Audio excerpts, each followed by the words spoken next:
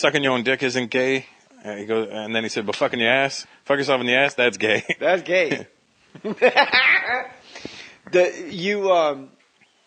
You've worked with Eddie, haven't you? I worked with him on Pluto Nash. Stop bragging. I have a remarkable talent, and that is I work with the biggest names in show business in their worst movies. Like in piles of shit. Let's go with others. Huh? Let's go through this. This sounds interesting. Well, I want you to talk more than I do, and so do the listeners. But okay, for example, because you know what? All right. Your fans will listen to this, and they've never really heard me speak before, so I'll let them in on a little secret. Like, not including Tom Cruise, Jerry Mcguire. That was a big, massive hit. That was my first movie. It's all downhill from there. That was your first movie? First one ever. I was 25, playing a 35-year-old. You put a suit on a guy, give him veneers. What year was that? 96? Yeah. And so we're the same age. Okay. Yeah, we're both born in 1970, right? You bet. And you got a birthday coming up, young man. Yes, sir. In a month. Attaboy. Attaboy. I just had mine. 41. 42. Sorry. 42. Yeah, Jesus. I forget. I'm getting all Hollywood right as we speak. No, fuck that. So, okay, you be me and I'll be an agent. I'll be Barry Katz. Hey, Russell, it's Barry. Hey. I got really just incredible news. Who's your favorite comedian of all time? Eddie Murphy? Oh, my God. Are you sitting down? It's a comedy. Shoots in Canada for 2 weeks. It's $200,000. You're number 3 on the call sheet, man. What do you think? You want to do it? Fuck yeah, I want to do it. It's called Pluto Nash. Have fun with that. So you're like, why? I was 8 months from being in the clumps. See? Pluto Nash. He shot clumps first. Yeah. And then I'm like, oh my God, we're hot. We're riding a roll. Isn't that the one they sat on, like for a couple of years? No, it came out like right at the end of summer. Like it was ready, like right when they put out bad movies. And probably, I don't think listeners know this. Like when you go to the movies in late August, early September, not Memorial Day, right after Memorial Day, like September, October, those are your dog shit movies. Like you just fucking put it out. It's horrible. Yeah, the kids are back at school. It doesn't matter. Exactly. All right, so you're doing, okay, Russell, so you got the Eddie Murphy movie. You're doing a comedy with your comedy hero. Right. Greatest American actor, Pacino's up there, right? You got to follow a comedy up with a drama. You down? Are you down? I'm in. Are you in? Let's do this. All right. It's called Simone. Good luck finding that on Netflix. Search not found. Who's in Simone? Al Pacino and a bunch of people. Catherine Keener, some good people too, actually. Myself. He creates a. He's a director. He creates a woman on his computer. Oh, I saw that movie. It's okay. I did see that movie. It's not as bad as like making $0. But you know, the good news is I got to meet these guys and have neat stories. It would have been much better to be in like, you know, Carlito's Way. Oh, Benny Blanco from the Bronx. How come you have blonde hair if your name is Benny Blanco? I'm not sure, Russell Peters. I did a movie with Johnny Legs once. Johnny's a nice guy. Nice guy. Family man. Yeah. What movie did you do with him? I got cut out of it. It was called The Take. Thank God I got cut out of it. It was pretty bad.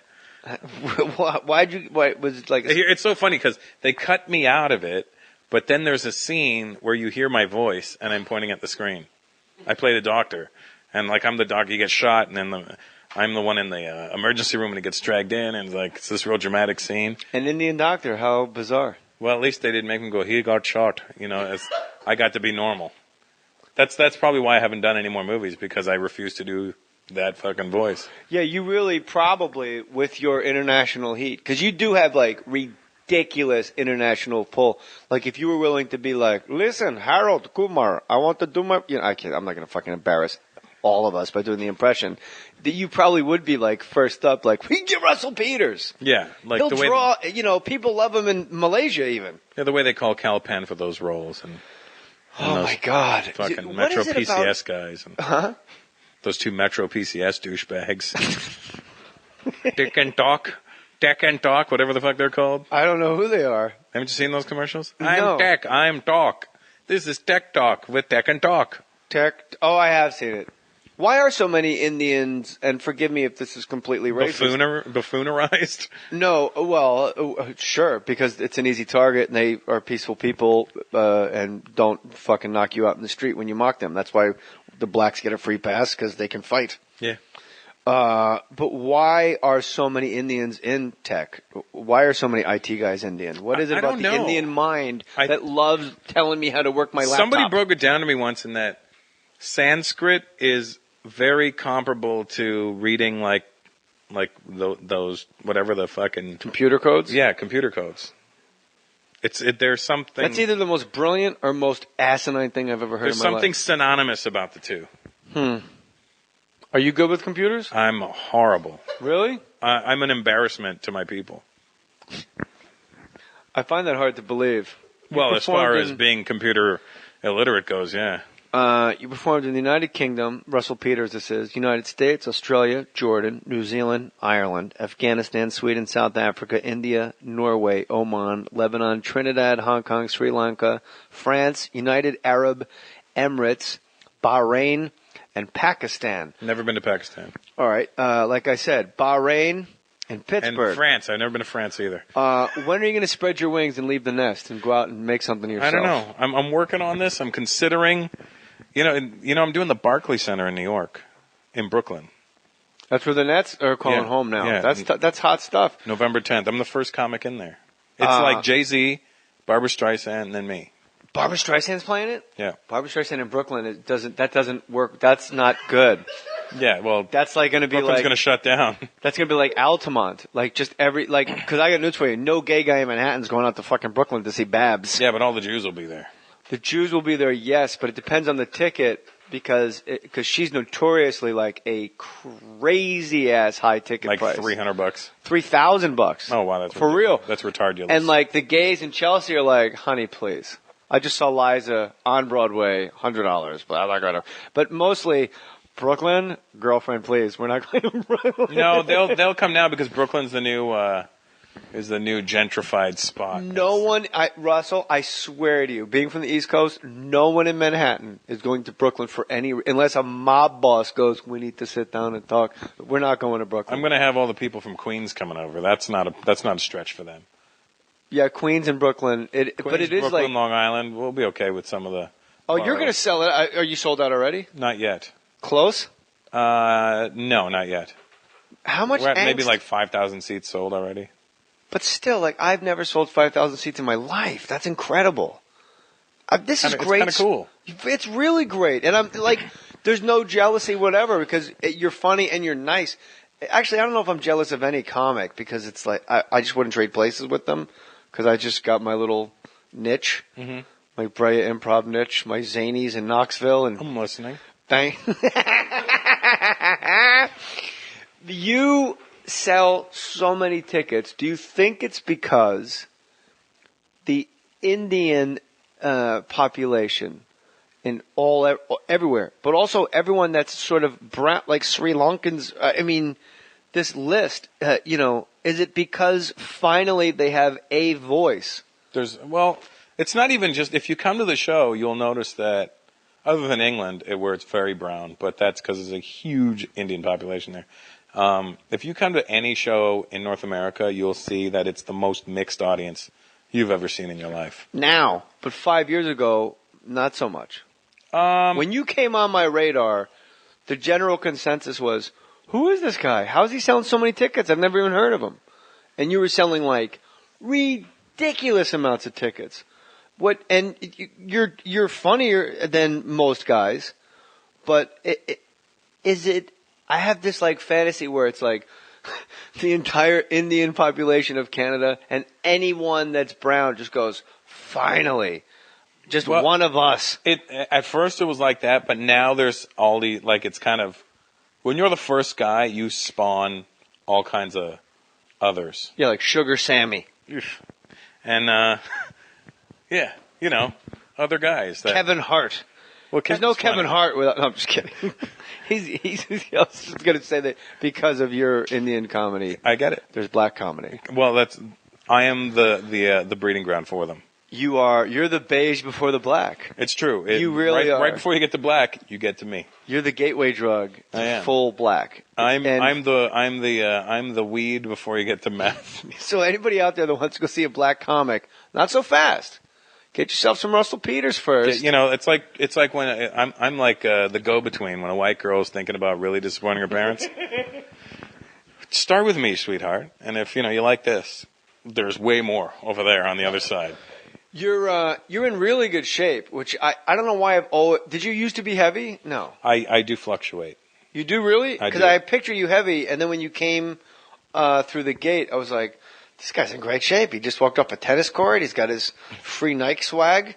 No, I buy it all. That's the worst part. I don't get shit free. I buy it too. I can't do it. I would love to. I'm all about getting free shit. I just don't. Really? It's so bizarre to me. I'll give you the email of the Nike lady if you No, want. I like my publicist is hooking it up now. Oh. Because I just got a new publicist, so What's like the Indian line of clothing that you could endorse right now? I don't think there is one. What are Indian products? Linens? Any of your basic linens, spices, hot sauces maybe? We don't have one fucking cool thing to promote. I was watching Anthony... Designer turbans. What am I going to do? You know what I mean? Maybe if they live, where'd that guy shoot it up? Oklahoma City? Maybe bulletproof turbans? I don't know. Something. Yeah. Maybe a sign that says, I'm a Sikh, not a Muslim, that people could wear around their necks. Yeah, or vice versa. Sikhs have it tough, man. Well, they're the warriors of India, so they're kind of like. But they're not the bring down the Twin Towers. No, they're not. They're not terrorists. And when you see but they in the Indian Army, they're the front lines. Oh yeah, they're known as the warriors. They're the front I didn't lines, know that. And they're also physically the largest Indians. They are big dudes. Like any wrestler, any Indian pro Tiger wrestler. Jeet Singh. Yeah, he's a Sikh. And his son Tiger Ali Singh. Tiger Ali, represent the Sikhs. That's right. What's up, partner? Tiger Jeet Singh is a real deal dude, though. And they, I know both of them. You do? Yeah, they're from Toronto. God, I want to walk in your shoes for a day. I want to. Kung Lee's like on your couch, like Jeremy Lin hanging out with Landry Fields. Yeah, just now I was like, "Do you want to come to Jay Mohr's house?" I could do a bunch of phone calls. And he went, "Oh, who the fuck is a Jay Mohr?" I'll tell him exactly. You know how they talk. I can't wait for him to play that. You know how those people talk. He's Irish, right? Yeah, and then he was doing my nails right before I left. So, Pick a color as he lip syncs to that fan's DVD. Pick a color. You hosted that season. I did. I sure did. And anybody thinks that show's fixed, you go, it's fixed. Look who won. Don't you think Ralphie May should have won? Jeez Louise. Yeah, that was a tough one. You know, that was when 06, right? 05. I'm not sure. Sure, I guess. But I know why. Maybe 202. But I know why that fan won. We've talked about it extensively on this podcast. But the first people that really had texting down. Yeah. Asians. Well, where's his people? So you're asking like whites and blacks, like text here and do that, and they're like, text, I don't know. And the Asians are like, way ahead of you. Yeah. We sent the text to tell you about the text. And Kung Lee's at your house going, I text you 4 times during show. Reverse spin kick. His scissor kick. That's my favorite. Kung Lee, for those of you listening, and if you know, obviously disregard, but there's a lot of people that are not in the know, a great mixed martial artist, and the only guy that I've seen land with accuracy, like the accuracy you would need to land an F-16 on an aircraft carrier in the rain, is the accuracy with which he does a spinning reverse kick exactly under your last rib, where you just take it in and go, I've had enough. He throws kicks like people throw punches. Yeah. Like with that speed and with that accuracy. It's ridiculous. You're a huge MMA guy. Yeah, boxing first and then MMA.